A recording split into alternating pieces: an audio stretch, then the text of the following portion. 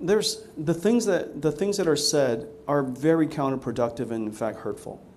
On the one hand, maybe a scientist thinks that by warning people that AI is going to completely permeate and proliferate across radiology, and therefore radiologists are going to get wiped out. On the one hand, that might be considered warning and therefore helpful, but in fact, the counter would have been hurtful. If we convinced everybody not to be radiologists, and we now need radiologists, that actually is hurtful to society.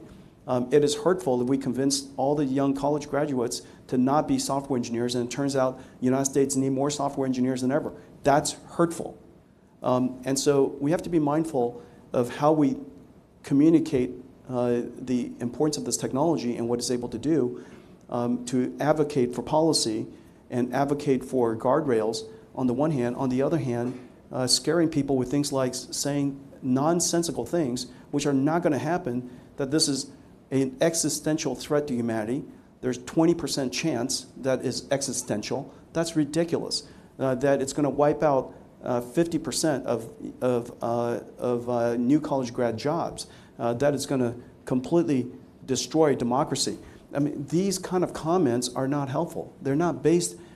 They're made by people who are like me, CEOs. And somehow, because they became CEOs, you adopt a God complex, and before you know it, you know everything. And so I think we have to be careful and really ground ourselves to talking about the facts. The facts are this. The facts are AI has created more than 500,000 jobs in the last couple of years. The facts are AI is our best opportunity to reindustrialize the United States, to bring manufacturing jobs back to the United States.